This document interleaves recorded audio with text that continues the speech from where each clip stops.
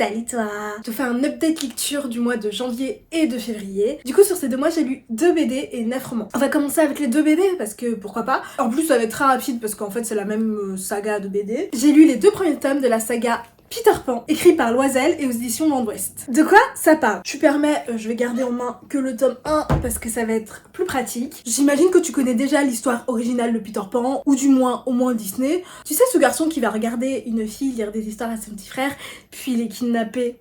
Et bien ici, l'auteur décide d'imaginer ses origines, et comment Peter, du coup, va pouvoir se retrouver au pays imaginaire. On suit donc le petit Peter, qui est très populaire, puisque tous les garçons ont envie d'être son ami, hein. Ils veulent que Peter leur raconte une histoire, et tous les adultes ont envie de lui montrer leur petit oiseau, leur tété, ou toute autre chose que normalement un adulte ne devrait pas avoir envie de montrer à un enfant de 13 ans. Ne faites pas ça chez vous, hein. C'est mal, on fait pas ça. Il a aussi une maman qui, comme toute bonne mère qui se respecte, préfère les bouteilles d'alcool à son fils.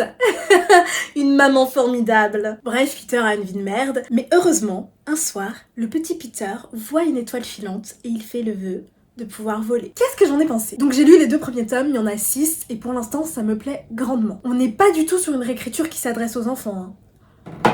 Non, non, non. À moins que vous ayez envie de traumatiser les vôtres, hein. Je ne juge pas. Un peu quand même. Peter est constamment exposé aux agressions sexuelles. Et on voit les petits oiseaux, les tétés, enfin tout ce que tu veux, hein, c'est montré, hein, c'est pas caché dans la BD. Hein. Le fameux Capitaine Crochet a pour passe-temps favori de trucider ses matelots. Et ça, on le voit aussi très bien. D'ailleurs, j'ai aucune idée de comment il fait pour avoir encore des hommes, vu le nombre d'hommes qu'il tue dans une journée. Je sais pas où il les trouve ces hommes en fait. Hein. Bref, c'est pas une BD pour enfants. Contrairement au conte de base qui est plutôt léger et joyeux, à l'exception de certains passages quand même, comme la fin. La fin. Ici, dans cette BD-là, on est vraiment dans la misère. Tout le monde est malheureux. Peter est juste un garçon des rues. Parfois, on veut lui faire des gros câlins parce qu'il est touchant. Et parfois, il est juste arrogant et on a juste envie de... Enfin, c'est un enfant quoi. Personnellement, je ne suis pas fan du style de dessin, mais je comprends très très bien le parti pris. Pour moi, il essaye de retranscrire à la fois une certaine dureté, une certaine laideur, une certaine misère, et en même temps une certaine candeur ou naïveté de l'enfance. C'est pas un style qui me parle, mais très très bon choix artistique. Bravo Loisel. Le texte est assez poétique malgré le fait qu'il y ait pas mal de vulgarité, ça ne gâche en rien le style. Le premier tome est assez introductif, c'est-à-dire qu'on n'est pas encore vraiment dans le pays imaginaire dans le premier tome, alors que dans le second tome, on est beaucoup plus au pays imaginaire et les créatures qu'on y découvre sont assez intéressantes. Bon, là encore, il y a des sirènes qui veulent faire des choses avec lui. Il a 13 ans. Pfff, grosse dégueulasse. Bref, je dis oui aux 2 premiers tomes de cette saga et j'ai hâte de découvrir la suite. On continue avec les premiers tomes de saga. J'ai lu Les Royaumes du Nord, le premier tome de À la croisée des mondes, de Philippe Pullman, et aux éditions Gallimard Jeunesse. Regarde comme c'est beau! Je trouve que c'est un petit peu moins beau à l'intérieur, mais c'est que mon avis à moi. De quoi ça parle? On suit Lyra qui a 12 ans et vit à Oxford. Enfin, c'est pas tout à fait notre Oxford à nous, parce que dans l'histoire, tout le monde a un démon. Et je crois pas que tout le monde ait un démon ici.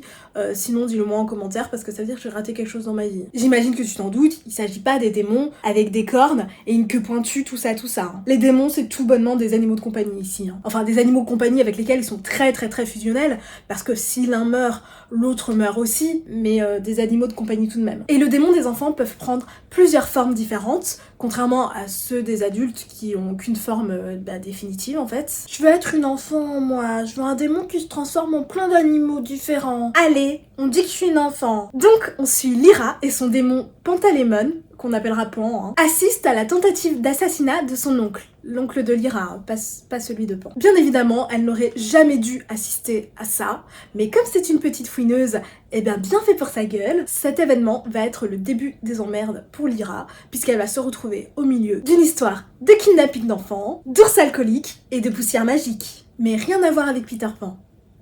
À moins que... son démon s'appelle bien Pan.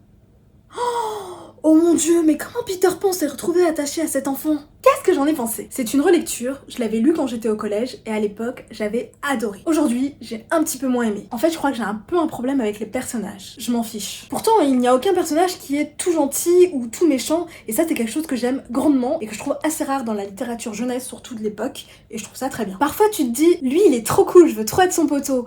Et en fait, au fur et à mesure de l'histoire, tu te rends compte que c'est une sale race et vice versa. Et ça, on adore. Même Lyra est pas toute blanche ou toute noire. Elle est censée être gentille et pourtant c'est une grosse menteuse. Et le mensonge est un vilain défaut, les enfants. Faut pas faire ça. Eh bien Lyra c'est une menteuse et ça on adore dans les histoires. Et là, Osef en fait. J'aime bien l'ours alcoolique et le singe. Le deuxième problème que j'ai eu, c'est que Lyra reçoit à un moment donné un objet qui théoriquement la rend toute puissante. Et pourquoi elle n'utilise pas cet objet tout le temps? Bien sûr, la réponse est évidente. C'est parce que sinon il n'y a pas d'histoire.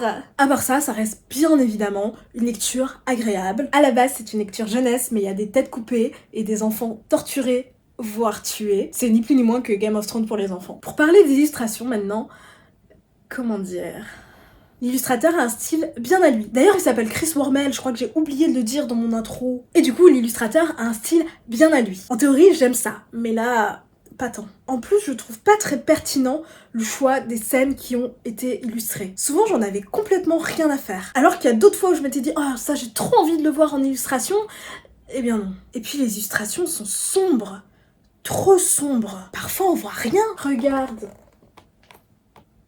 Typiquement, cette scène, je m'en bats complètement les ovaires. Je sais pas pourquoi elle a été illustrée. Et en plus, on voit rien. En vrai, j'achèterais quand même le tome 2. Ça reste mieux une version illustrée qu'une version pas illustrée, enfin, pour moi. Et en plus de ça, les illustrations d'Aurore Boréale, par contre, elles sont vraiment splendides. Malgré tout, je conseille, car c'est quand même bien écrit, les personnages sont nuancés, c'est pas si souvent dans la littérature jeunesse, et j'aime ça. Et dans mes souvenirs, la suite est trop bien. Même enfant, j'avais préféré le tome 2 et le tome 3. J'espère que je vais penser la même chose pour mes relectures, même si j'avais aussi adoré le tome 1 et que là un petit peu moins. Le tome 2 et le tome 3 étaient encore au-dessus quand j'étais enfant. Donc, pour ça, je conseille quand même. C'est tout noir. Ta gueule.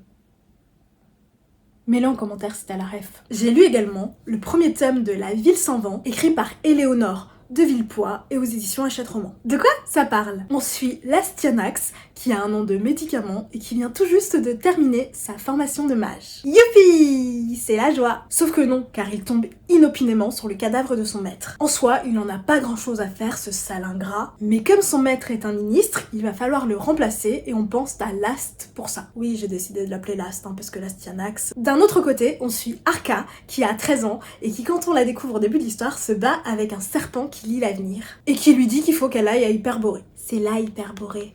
Tu vois, c'est beau, hein? C'est la ville sous le dôme. Il se trouve que c'est déjà là qu'elle avait prévu d'aller à la base de toute façon, donc ce serpent est complètement inutile, car elle voulait retrouver son père, qu'elle n'a jamais connu, mais qui apparemment serait mage à Hyperborée. Qu'est-ce que j'en ai pensé? J'ai vraiment beaucoup aimé. On a un univers magique très bien construit. Il y a de la politique puisqu'on suit des histoires entre ministres. Il y a une critique sociale, notamment dans la construction de la ville, qui est construite en plusieurs niveaux. Plus t'es haut, plus ta vie est cool et tu vis dans l'opulence. Plus t'es bas, plus ta vie est misérable et tu vis dans la merde. Ou plus ta vie c'est de la merde et tu vis dans la misère. Au choix. Les personnages sont vraiment cool. Cœur, je peux faire qu'avec un doigt parce que mon autre main est prise, mais du coup, cœur sur Arca, qui est débrouillarde, pleine de répartie et pleine d'humour. On aime Arca.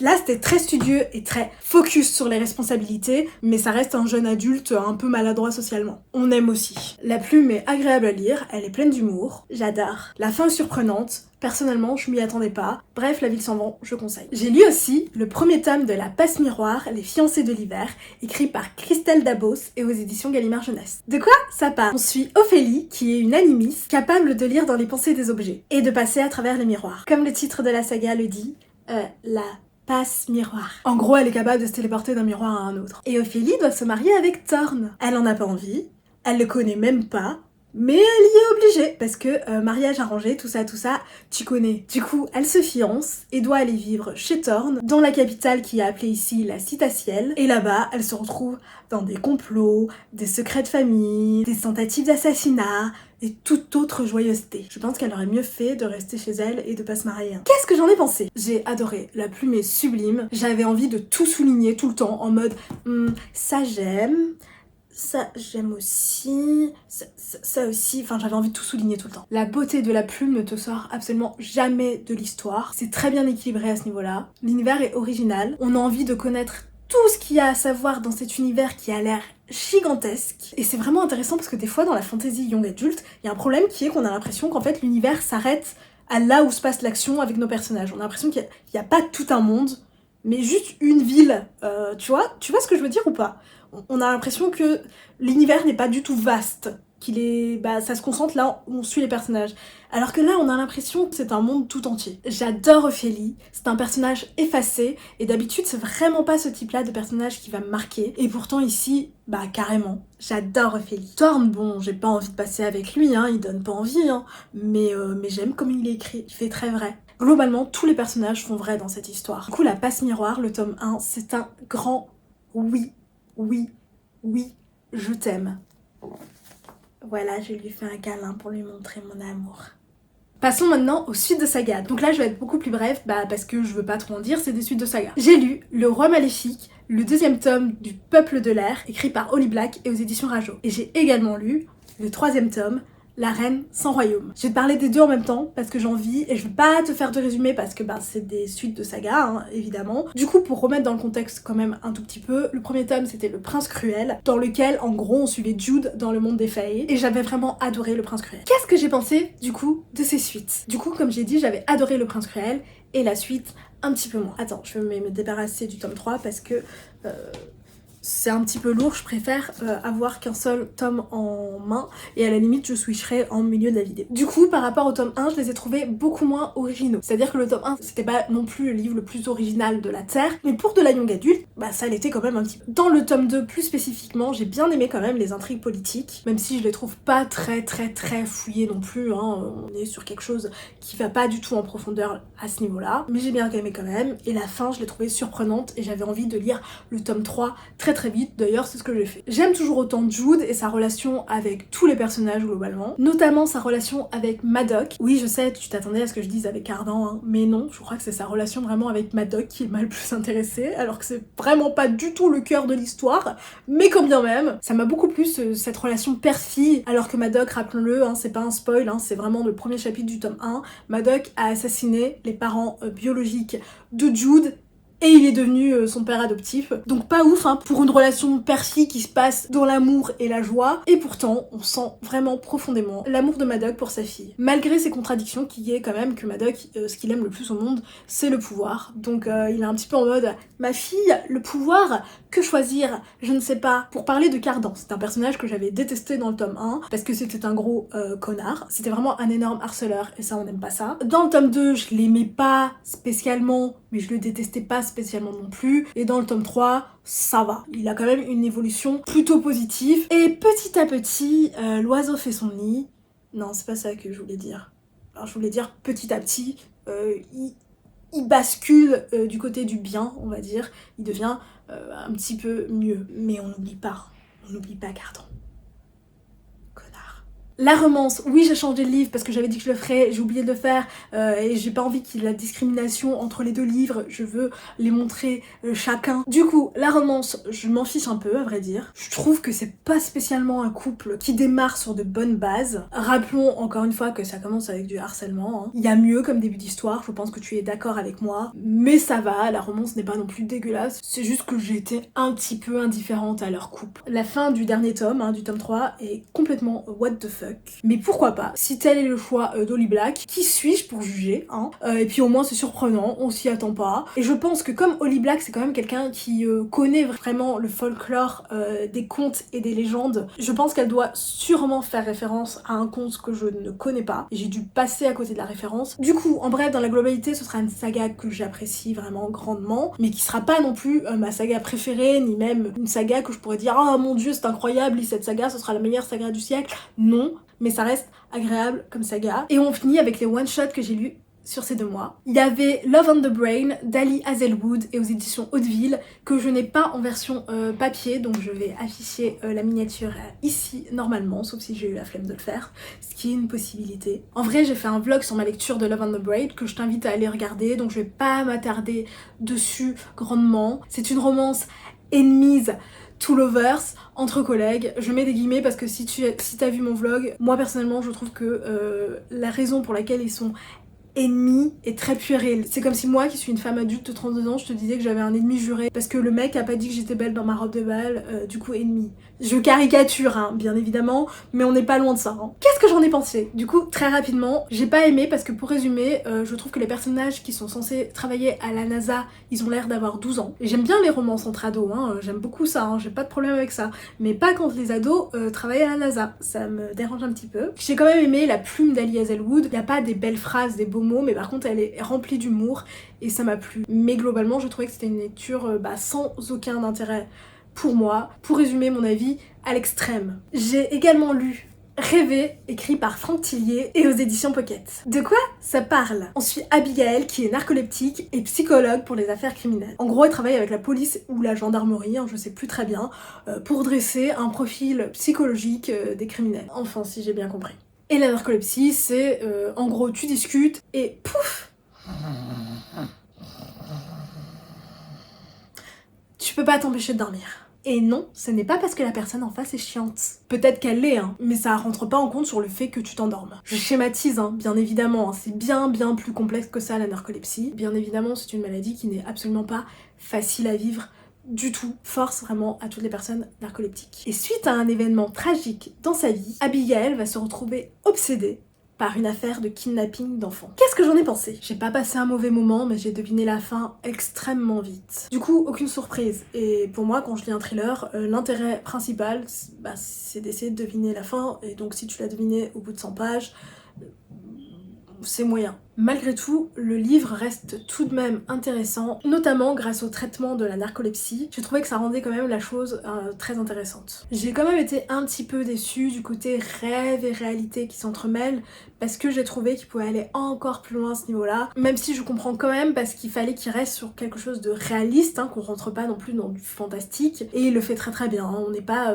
On n'est pas sur la narcolepsie super pouvoir, on est à la limite de ça quand même, mais pas tout à fait. Il traite aussi du syndrome post-traumatique, hein, parce que le personnage principal en est aussi atteinte. Je trouve qu'il le fait aussi assez bien. Pour tout ça, ça reste une lecture intéressante, même si la partie thriller en tant que telle, hein, parce que c'est un thriller, hein, pour le coup cette partie-là, pour moi, je tiens à préciser que moi je suis quelqu'un qui devine la fin très vite. Des films à suspense par exemple. Donc je suis pas en train de te dire, toi tu vas trouver la fin en 100 pages. Peut-être qu'il faudrait que j'écrive des thrillers, hein, si je trouve la fin aussi facilement à chaque fois. Non, j'ai pas envie. J'ai lu Terreur de Dan Simmons et aux éditions Robert Laffont. De quoi ça parle? On suit des matelots qui naviguent sur les flots en 1845. Enfin, pas vraiment parce qu'ils sont surtout coincés dans l'Arctique. Ils sont 129 dans 2 bateaux, le Terror et l'Erebus, et ils vont peut-être tous mourir. Et ici, on nous raconte comment la joie, c'est une histoire vraie. Enfin ici, il y a une créature surnaturelle, ce qui n'était pas le cas dans la vraie vie, enfin j'espère. Du coup, il y a vraiment eu une expédition dans l'Arctique qui a échoué et dont personne n'est revenu. Qu'est-ce que j'en ai pensé? Au début, c'était très dur, j'ai failli abandonner, mais quand on s'accroche, ça devient vraiment intéressant, car on est vraiment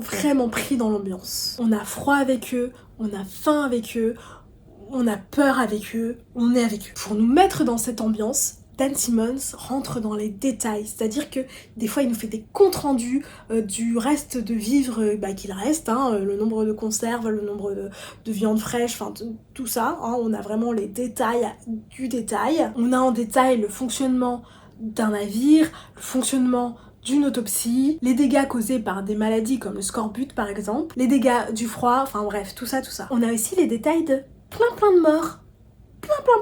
Plein. Il y a 129 marins, hein, comme je l'ai dit plus tôt. Ça en fait des façons différentes de nous détailler la mort de ces gens-là. Je te rassure, on nous détaille quand même pas la mort des 129, hein, parce que ça ferait beaucoup, mais on nous détaille la mort de beaucoup d'entre eux quand même. En tout cas, même si ça a été une lecture laborieuse au début pour moi, ça en a valu la peine, parce que le fait de nous mettre dans cette ambiance, ça crée quelque chose d'intéressant sur le lecteur, hein, que j'ai pas mal aimé. Ça sera vraiment pas mon livre préféré, hein, probablement que je ne vais jamais de la vie relire ce livre. Il y a des choses qui m'ont un petit peu dérangée, notamment le traitement des personnages homosexuels, parce qu'ils sont pas très positifs dans cette histoire, les homosexuels. Bizarrement, j'ai pas trop été dérangée par le fait qu'on suit que des hommes, il y a qu'une seule femme sur le bateau, que les marins appellent Lady Silence parce qu'elle a la langue coupée, du coup elle ne peut pas parler, donc il y a qu'une seule femme sur le bateau et elle parle pas, voilà, c'est formidable. Mais bizarrement, ça ne m'a pas tant dérangé que ça, alors que j'ai quand même une préférence pour lire des romans avec des femmes, j'ai tendance à préférer ça quand même, et ici, ça a été de suivre tous ces bonhommes sur la glace. Mais pour le coup, cette lecture m'a quand même donné très froid, et moi j'aime pas le froid. Et pour finir, j'ai lu La mécanique du cœur de Mathias Malzieu, et aux éditions J'ai lu. De quoi ça parle? Jacques est né le jour le plus froid du monde. Par conséquent, son cœur est tout gelé, et sa maman décède en lui donnant la vie. Heureusement, une femme du nom de Madeleine, qui adore réparer des trucs, comme des tables, des vases, des gens, a la bonne idée de remplacer le cœur de Jack par une horloge. Tic-tac, tic-tac, tic-tac. Super, il a envie, mais son cœur fait un boucan pas possible.